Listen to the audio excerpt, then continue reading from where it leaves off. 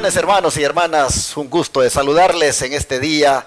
Es domingo 26 de septiembre. Ayer tuvimos una hermosa cena del Señor con la cual concluimos el trimestre y hoy estamos aquí, otra vez, por la gracia de Dios, listos para comenzar un nuevo tópico de estudio bíblico. En esta ocasión será el libro de los Gálatas. El Evangelio según Pablo en el libro de Gálatas es el tema que estaremos estudiando para los próximos 3 meses. Y cuánto gusto me da que nuevamente, para comenzar, mis hermanos Tony y Carmelo estén aquí otra vez para acompañar. Hermano Carmelo, bienvenido. Gracias, varón. Nuevamente, es un placer estar aquí compartiendo esta lección con ustedes, hermanos, hermanas que nos están viendo por las diferentes redes. Que el Señor les bendiga en esta mañana y que podamos asimilar la lección de esta semana que viene precisamente sobre una de las iglesias de Galacia, ¿verdad? Pero pues esto nos va a enseñar bastante para nuestra vida espiritual. Amén. Hermano Tony, bienvenido nuevamente. Sí, gracias, pastor, y buen día, buenas tardes, buenas noches a cada uno de ustedes, de acuerdo a la hora en que estén mirando o escuchando a esta escuela sabática. Que Dios les bendiga. Y también quiero aprovechar para agradecer a nuestra hermanita que puso un comentario acerca de mi equivocación cuando yo mencioné que en la lección era Romanos 3:15 y era Hebreos 3:15. Gracias, hermana, se lo agradezco porque es necesario que pongamos más cuidado. Discúlpeme por ello y otra vez, gracias y oren por nosotros, hermano. Amén. Amén. Bendiciones una vez más para todos ustedes, amables televidentes, radioyentes, internautas, donde quiera estén. Estamos por la gracia de Dios listos para tener este estudio y no vamos a hacerlo sin antes pedir la bendición de Dios. Así que vamos a arrodillar nosotros acá para orar. Si usted lo puede hacer ahí en su casa, hágalo también. Y hermano Tony, por favor, si usted hace la oración. Amén. Bendito Dios y Padre Celestial, te damos las gracias, Padre, porque comenzamos una nueva lección de escuela sabática. Gracias. En la cual, Padre, estamos seguros que tú nos vas a hablar, porque tú quieres que tu iglesia crezca en fe, en conocimiento, pero sobre todo en consagración. Amén. Así pues, ayúdanos, porque por nosotros no podemos, Padre. Por eso nos ponemos en tus manos y ponemos a cada uno de aquellos que siempre están escuchando estas lecciones. En el nombre de tu Hijo amado, Cristo Jesús. Amén. Amén. Como les dije, el tema a estudiar es el Evangelio según Pablo en el libro de Gálatas. No podemos estudiar el libro de Gálatas sin conocer a fondo a su autor, el apóstol Pablo. Y por eso es que los que hicieron la lección ponen primeramente durante toda esta semana a que conozcamos el trasfondo del autor, cómo fue su conversión, cómo fue su llamado, qué tipo de vida llevaba antes de que viniera a los pies de Jesucristo. Todo esto lo estaremos viendo esta semana. Es posible que los textos bíblicos sean los mismos que ya estudiamos en el trimestre pasado. Sin embargo, las notas del don profético tienen énfasis especiales, tienen enfoques que no los vimos en el trimestre anterior. Así que aunque los textos sean, pues por ejemplo aquellos cuando compareció ante el rey Agripa, la defensa o el relato de su conversión que dio allí, como repito, los enfoques que tiene ahora son distintos. Y vamos a suponer de que pues sea repetitivo el volver a esos textos. Hermanos y hermanas, nunca es en contra de nosotros o es dañino que uno vuelva a leer lo que ya leyó. ¿Se acuerdan cuando el apóstol Pedro dijo, yo no voy a dejar de recordaros siempre estas cosas, aunque vosotros las sepáis? Así que es una bendición que uno, aunque ya sepa algunas cosas, vuelva nuevamente a repasarlas. En ese sentido, vamos entonces, bajo el título Conversión y llamamiento de Pablo, a mirar todo lo que tiene que ver con el autor de la carta al libro de los Gálatas. Hermano Carmelo, por favor, si nos lee el versículo de memoria. Bueno, aquí lo tenemos en Hechos 26, versículo 18. 26, 18 dice: para que abra sus ojos, para que se conviertan de las tinieblas a la luz y de las potestades de Satanás a Dios, para que reciban por la fe que es en mí perdón de pecados y herencia entre los santificados. Este versículo solo, hermano, ya nos está abriendo las puertas ante precisamente el cometido y la misión que el Señor le está dando aquí al apóstol, y es la que nos da a nosotros, a ti y a mí también, ¿verdad? De que ya que nos ha llegado ese conocimiento, podamos nosotros ser de bendición para aquellas personas que están en tinieblas. Y aparte de eso, ¿verdad? Aquí, como dijo el varón, pues esa conversión fue una conversión genuina. Es inevitable, ¿verdad?, que cuando alguien se encuentra con el Señor, quede igual. Para mí se me hace difícil, pero no imposible, porque hay muchos, ¿verdad?, que se les habla del Señor.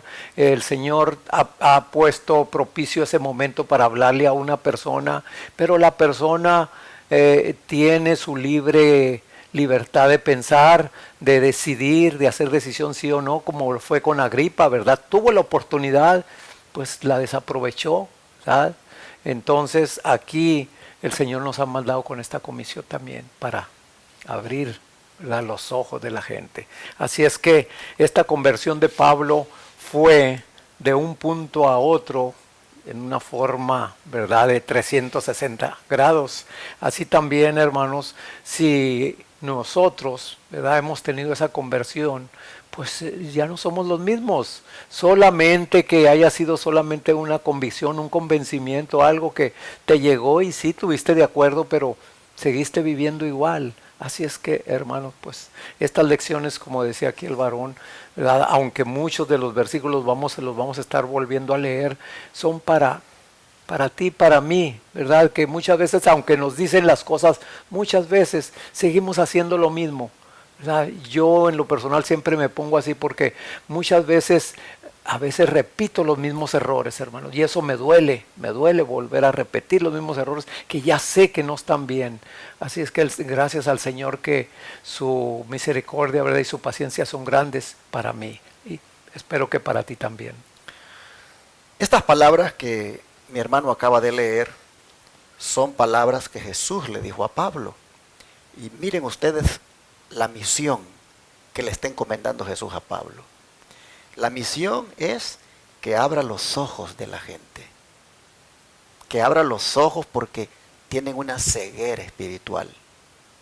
Ellos necesitan entender acerca de la esperanza, acerca de ese mensaje de salvación que hay en Jesucristo. Amén. Pablo, su misión es abrirle los ojos a la gente. También es el propósito de Jesús al llamar a Pablo a usarlo para que estos que están en las tinieblas se conviertan a la luz. Para estos que están bajo el poder de Satanás puedan venir a ponerse bajo el poder de Dios. Para estos que están en pecado puedan escuchar de que en Cristo hay perdón de pecados. Amén. Y así nosotros vemos que el Señor lo está llamando a Pablo a desempeñar una misión muy, pero muy hermosa, muy especial. Le está hablando de el éxito incluso que va a tener, porque ¿cuántos van a salir de las tinieblas? ¿Cuántos van a abrir sus ojos? ¿Cuántos van a salir de las potestades del enemigo? ¿Cuántos serán liberados de la culpa del pecado? Así en este versículo de memoria nosotros entonces vemos para qué fue llamado Pablo.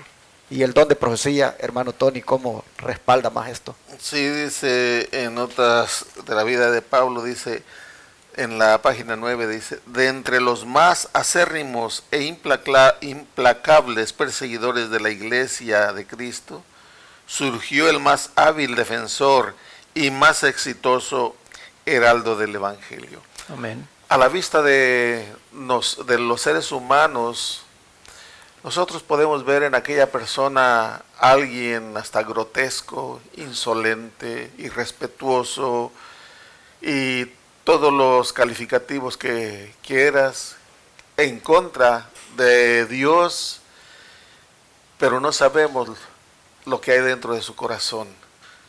Pero Dios sí conoce el corazón, y a veces ahí nosotros, si el Señor pone delante de nosotros a una persona así, es nuestro deber hablarle del Señor, darle a conocer al Señor con paciencia, con amor y también mucha oración al Señor. Porque no sabemos si cuando esta persona abra su corazón al Señor, el Señor lo puede usar de una manera como uno no tiene idea. Así se pasó con Pablo, siendo un perseguidor de lo peor, que odiaba a los del camino y los buscaba para matarlos. En su conversión fue el más firme, el más leal de los apóstoles del Señor. Y hasta el día de hoy, cuando leemos sus epístolas, nos llenan de esperanza, nos llenan de amor, y al meditar en todo ello, podemos seguir su ejemplo y nos fortalece para seguirlo. Esto es lo que yo he estado encontrando en las lecturas de las epístolas de Pablo. Y como el hermano Aguay está tildando de acérrimo e implacable perseguidor de la iglesia de Cristo a Pablo, el que acabamos de leer en el versículo de memoria, que fue llamado a toda esta misión hermosa, vamos entonces a retroceder en el tiempo para ver por qué la sierva del Señor es que le llama acérrimo e implacable perseguidor de la iglesia. Y es que bajo el subtítulo con furia celosa, ¿quién era, hermano Tony, Saulo de Tarso? ¿Y qué misión errónea cumplía celosamente? Si vamos a leer en Filipenses 3, los versículos 5 y 6, dice así la palabra del Señor. Circuncidado al 8º día, del linaje de Israel, de la tribu de Benjamín, hebreo de hebreos, en cuanto a la ley, fariseo, en cuanto a celo, perseguidor de la iglesia, en cuanto a la justicia que es en la ley, irreprensible. Un fariseo estricto de acuerdo a la ley. Era un fanatismo en cuanto a la letra, no al espíritu de la ley. Porque en el espíritu de la ley debía de haber amor. Pero en la letra ellos eran firmes, pero no se obedecía. En sí, ¿por qué? Porque Pablo, siendo un firme seguidor de la ley, estaba ciego en cuanto al espíritu de la ley, porque la ley prohíbe matar. Mas sin embargo, él, creyendo que estaba sirviendo a Dios, perseguía a los siervos de Dios y los llevaba a la cárcel y aún a la muerte, como pasó con Esteban. Y así el fanatismo, cuando no hay análisis, cuando no se procura conocer, siempre nos lleva a cometer cosas que no le agradan a Dios. Por ejemplo, en Juan 7:51 dice la palabra del Señor: ¿acaso juzga nuestra ley a hombre, si antes haber oído de él o sabido lo que ha hecho? Pues Pablo, eso es lo que estaba pasando. Él no conocía en realidad a los del camino, sin embargo ya sentía un odio, y ahorita vamos a ver por qué ese odio lo sentía. Interesante cómo Pablo se describe, hebreo de hebreos, claramente diciendo que sus padres eran hebreos, y muy celoso, dice, muy celoso de su religión, pues dice que él era fariseo en cuanto a la ley. En otras palabras, pertenecía, hermanos, a la secta más radical, más tradicional, la más estricta del judaísmo. Así Pablo se identifica, pero interesante que le agrega que era un perseguidor de la iglesia. Bueno, este Saulo, la misión errónea que cumplía celosamente, como acaba de decir, era perseguir a la iglesia. Pero, ¿de qué otras maneras lo dice en el libro de Hechos, hermano Tony? Sí, el capítulo 26, sí, es el 26, 4, 5 y luego del 9 al 11. Dice así la palabra del Señor. Mi vida, pues, desde mi juventud, la cual desde el principio pasé en mi nación, en Jerusalén, la conocen todos los judíos, los cuales también saben que yo, desde el principio, si quieren testificarlo, conforme a la más rigurosa secta de nuestra religión, viví fariseo. Y ahora pasando a los versículos del 9 al 11 dice, yo ciertamente había creído mi deber hacer muchas cosas contra el nombre de Jesús de Nazaret, lo cual también hice en Jerusalén. Yo encerré en cárceles a muchos de los santos, habiendo recibido poderes de los principales sacerdotes, y cuando los mataron, yo di mi voto.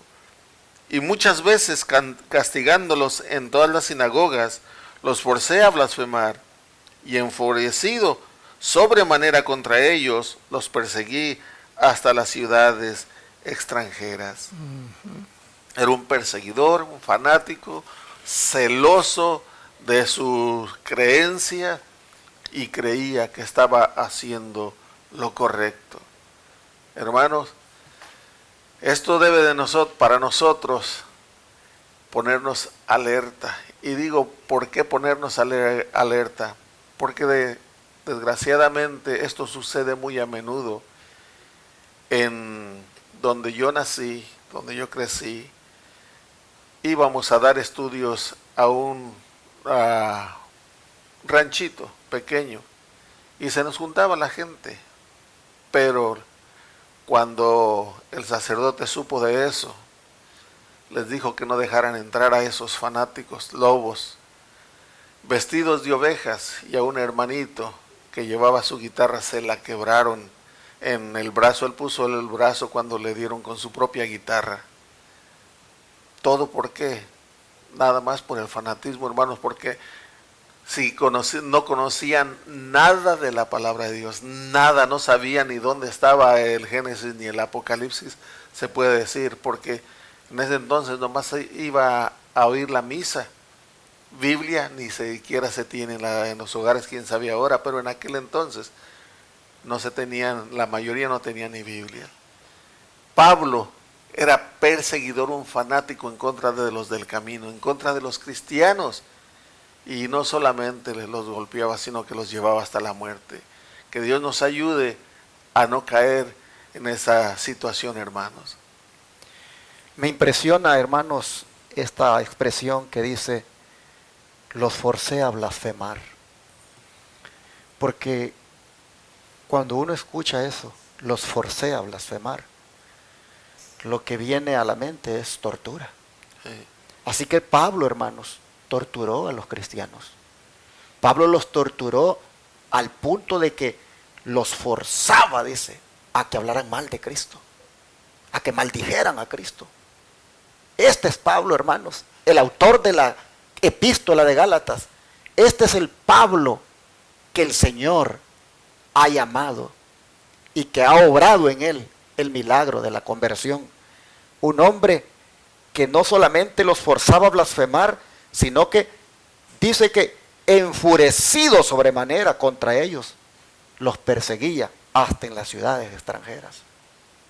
Este hombre respiraba amenazas en contra de los cristianos.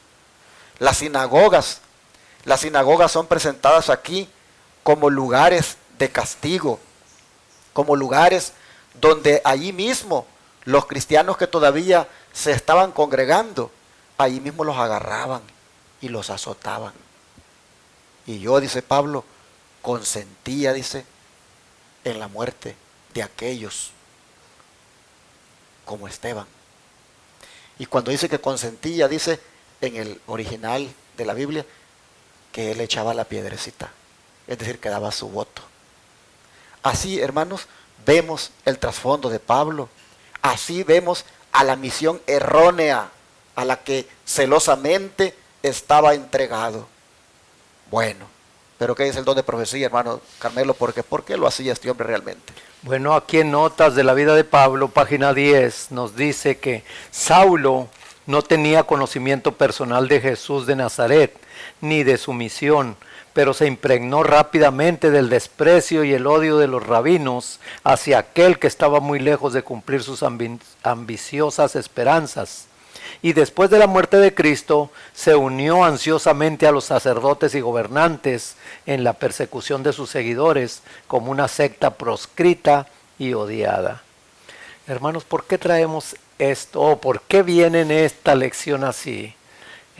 Aquí, ¿verdad? Ya estuvimos viendo una conversión genuina, ya estuvimos viendo la vida de Pablo desde el momento mismo en que se encontró en el camino con el Señor. Hemos visto en estas lecciones pasadas toda la vida de Pablo, una vida, podemos decirla así, pues sacrificada, ¿verdad? Porque como decía él, es que ya no vivo yo, mas Cristo vive en mí. Y por eso lo que ahora hago es porque el Señor es el que me empuja a hacerlo, ¿verdad? Entonces aquí estamos viendo, hermanos, que esa vida de Pablo de antes posiblemente se parezca mucho a tu vida o a mi vida que vivimos antes, ¿verdad? Porque como yo les dije, pues los tiempos de ignorancia, pues el Señor los pasa, ¿verdad? Como pasó esos tiempos de ignorancia de Pablo y cómo lo trae a que vea la luz, ¿verdad? Después de haberlo cegado. Así también a nosotros, a ti, hermano, a mí, yo como les decía cuando chiquillo, ¿verdad? Pues para mí todo era juego, ¿verdad? Aún las cosas de Dios, porque yo me recuerdo cuando allí algunos vecinos que ya eran evangélicos, que ya, ¿verdad?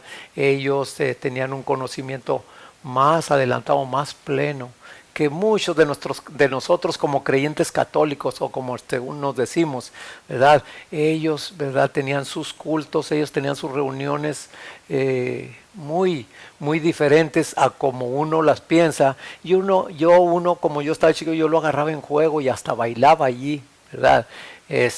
Con otros muchachitos allí.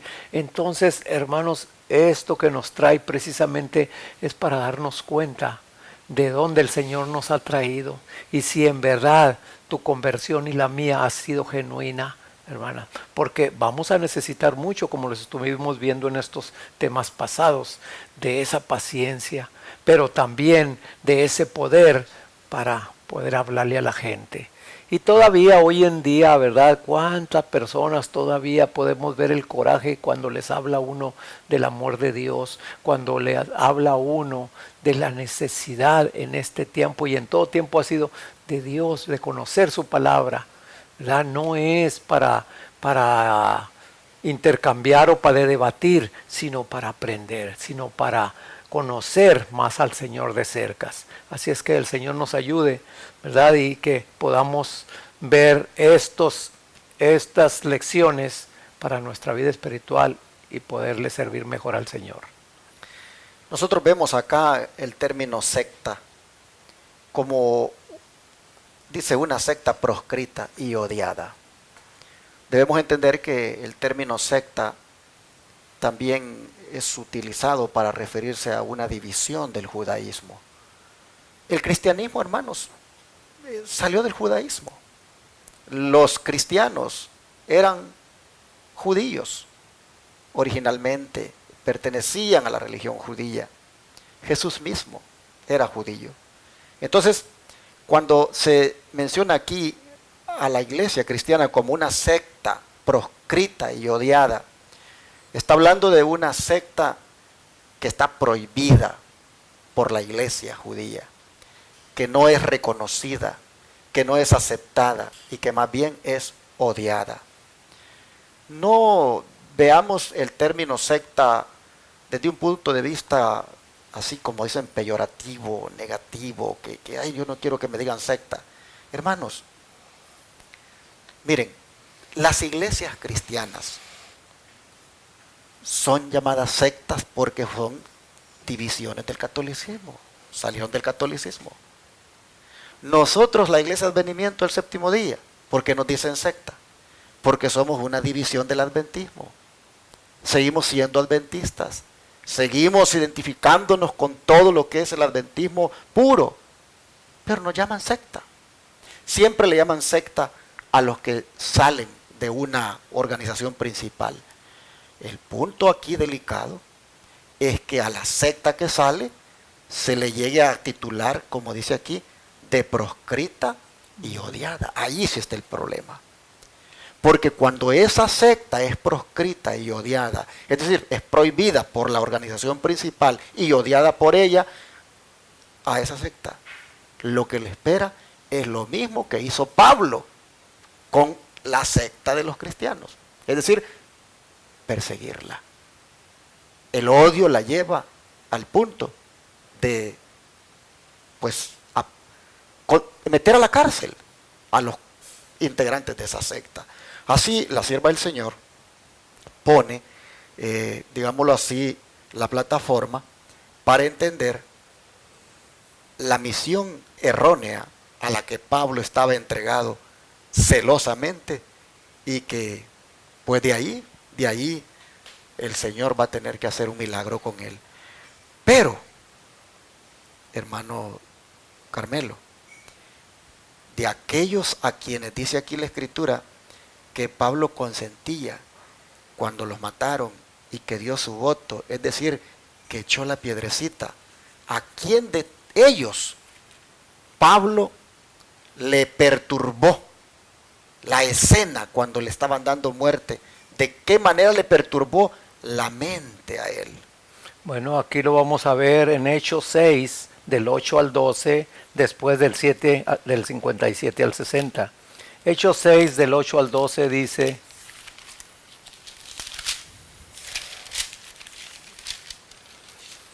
de esta manera: Esteban, lleno de gracia y de poder, hacía grandes prodigios y señales entre el pueblo.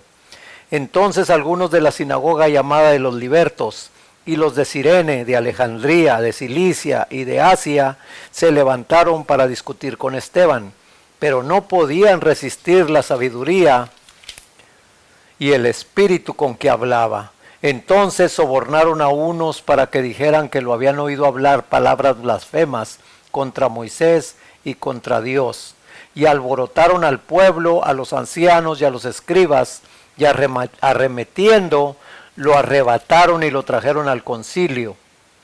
Ahora vamos a el 7, del 57 al 60. Dice así: Entonces ellos gritando se taparon los oídos y arremetieron a una contra él. Lo echaron fuera de la ciudad y lo apedrearon. Los testigos pusieron sus ropas a los pies de un joven que se llamaba Saulo. Mientras lo apedreaban, Esteban oraba y decía: Señor Jesús, recibe mi espíritu.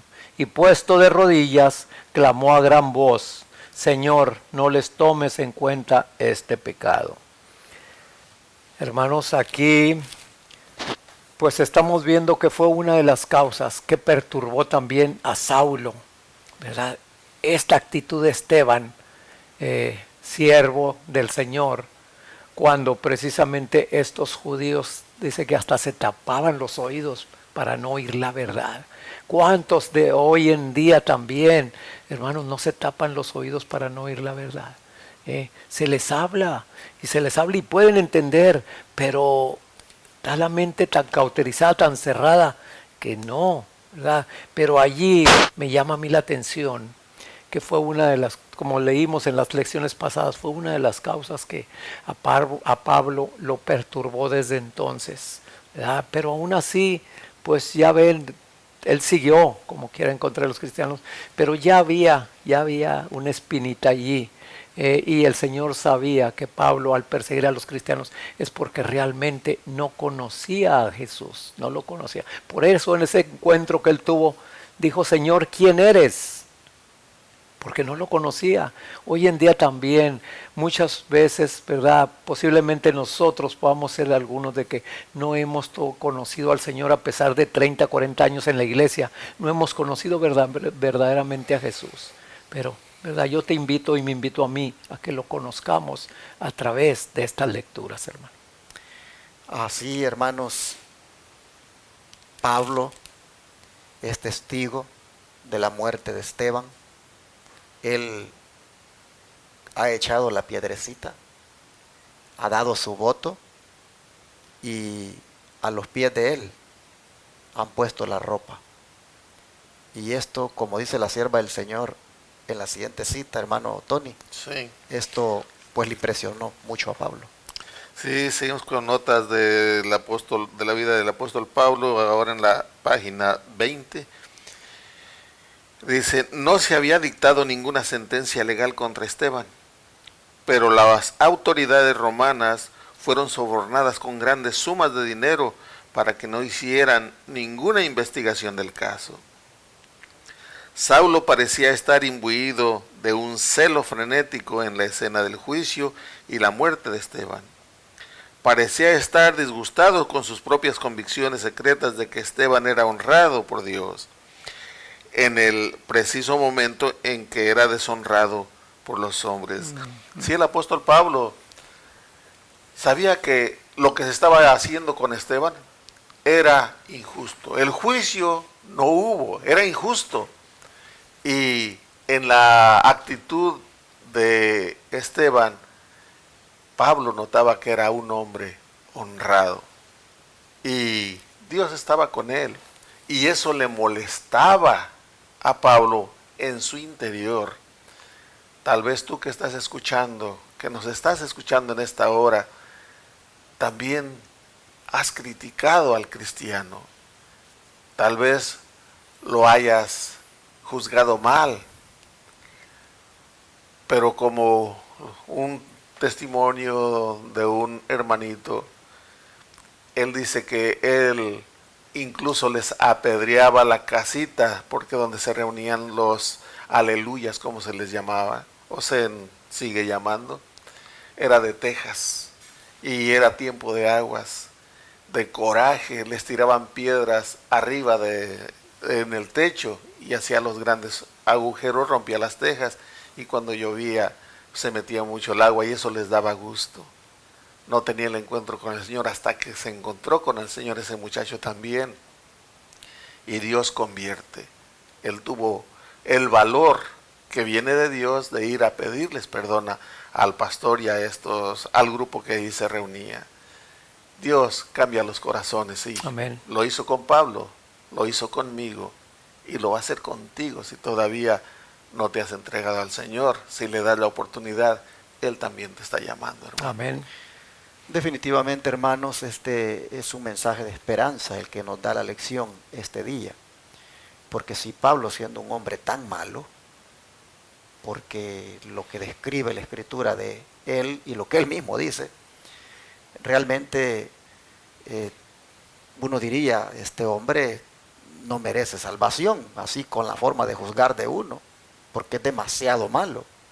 Pero si él, siendo tan malo, hermanos, Dios lo llamó a la obra y le convirtió, le transformó. Eso significa, hermanos, que puede hacer lo mismo contigo. Amén. Y puede hacer lo mismo con nosotros. Aquí, hermanos, lo que tenemos que encontrar es un mensaje de esperanza. Amén. Para ti que tal vez sientes que no mereces salvación. Para ti que tal vez sientes que no mereces el perdón de Dios. Para ti que sientes que ya tocaste fondo. Para ti que sientes que has hecho demasiada maldad, que crees que esto no es para ti, esto es ser cristiano. Bueno, el mensaje para ti ahora es que sí es para ti, y que tú también puedes salvarte, que tú también puedes ser transformado, que tú también te puedes convertir al Señor, porque Pablo en esta condición andaba, en esa situación difícil de su vida, complicada, pecaminosa, estaba cuando el Señor lo llama. Por eso es que con furia celosa ha sido subtitulado el tema de esta mañana. ¿Qué te parece, hermano, hermana? Si en este momento nos permites hacer una oración por ti y pedirle a Dios de que haga esa obra que hizo con Pablo y que la haga también con nosotros, de transformación, de conversión. ¿Oramos por eso? Vamos a pedírselo al Señor. Padre nuestro que está en el cielo, cuando vemos, Señor, el trasfondo de quién es Pablo y cómo nos dice él a lo que se dedicaba antes de que fuera llamado y convertido por ti, nosotros, Señor, podemos sentir que hay esperanza para nosotros. Gracias, Señor. Porque, Padre, también nosotros hemos pecado, hemos hecho lo malo delante de tus ojos. En diferentes formas también te hemos ofendido. Señor, es posible que hayamos albergado en algún momento algún resentimiento. Allá, Señor, en el fondo de nuestro corazón, tal vez hayamos hecho algo desagradable. Te rogamos, por favor, que nos aumentes la fe para creer que también a nosotros nos puedes cambiar. Te pedimos, Señor, por aquel que está oyendo la radio en este momento, por aquel que está mirando la televisión, por aquel que siente que no tiene esperanza. Te rogamos por él, por ella, para que tú le hagas ahora reavivar esa esperanza y hacerle creer de que sí, que si Pablo, con todo lo que fue de malo, fue llamado y se convirtió, así también puede ser él o ella. Así que, Padre, le ruego que todos los que estén oyendo, mirando en esta hora, puedan anhelar que tú les conviertas, que tú les cambies, oh Señor, como cambiaste a Pablo. Te rogamos que esto ocurra aquí con nosotros todos los días. Te lo pedimos en el nombre de Jesús. Amén. Señor.